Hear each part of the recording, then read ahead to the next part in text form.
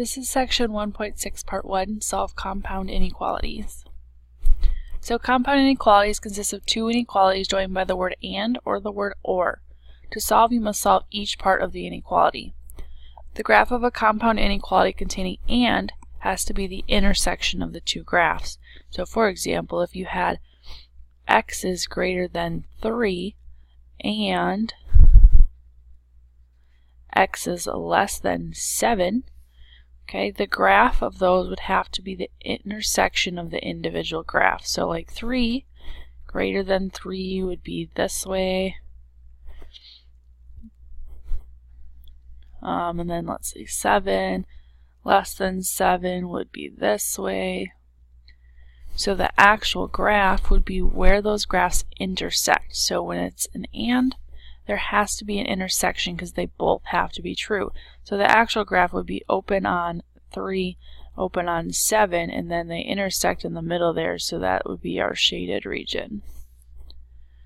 Okay, so there's a difference then to the compound inequality containing or. That is a union. So if you had x is greater than 4 or x is less than -1. That one is just all of the graphs on the same graph. So it doesn't matter if there's an intersection or not. There could be, there usually isn't, but sometimes there is. You just graph them both. So 4 greater than 4 and the -1 less than 1. And you just graph both of those on the same number line for or. Just a tidbit, an and problem could be written like this. If you read from x is greater than 3 and x is less than 7. And or always has to have the word or in it. Okay. So let's look at a couple problems. Solve and graph on a number line. So this is an and problem because it's squished together like that. And if it was or, it'd have to have the word or. So you could solve it by getting y by itself in the middle. Okay, that's the way I like to do it, but I will also show you how to split it up in case you don't like this method. So how I think of it, I just think of it as 3 columns. And the middle column is where we're trying to get y by itself. So I get the +7, I have to do it to every column. So it's 15 is less than 3y is less than or equal to 30. And then I'm still trying to get y by itself, so divide by 3 in the middle. I need to do it to all 3 columns. So 5 is less than y is less than or equal to 10. So y is less than or equal to 10 and y is greater than 5.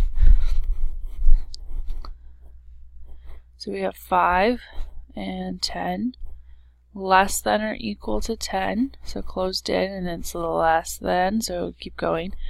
And then greater than 5 open. And greater's to the right. Again, you want that intersection, so they would intersect in the middle. Okay, that would be my graph. Now, if you don't like solving it as one giant problem, this middle part repeats, so you can write it separately. And 3y minus 7 is less than or equal to 23.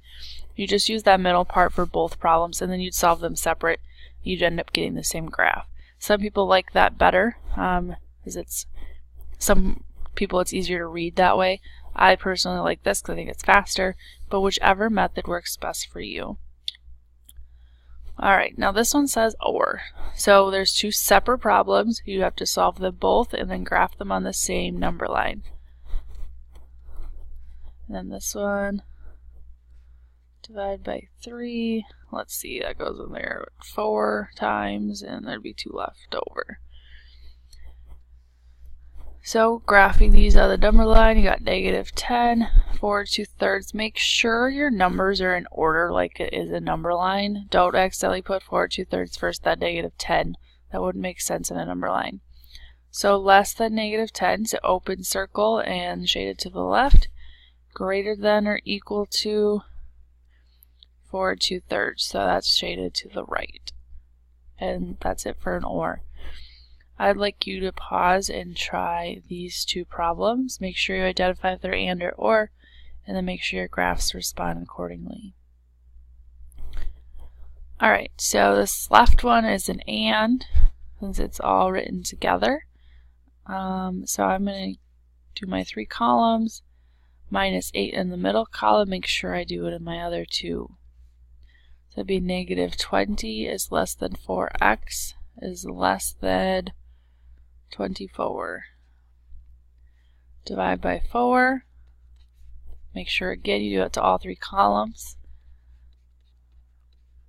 And I get x is greater than negative 5 and x is less than 6.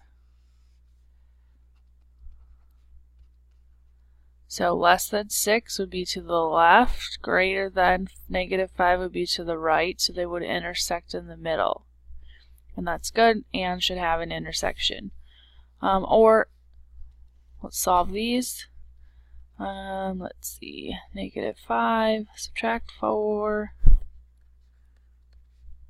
negative 19.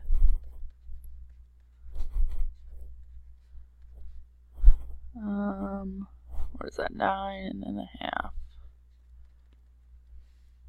Okay, so you have negative 5.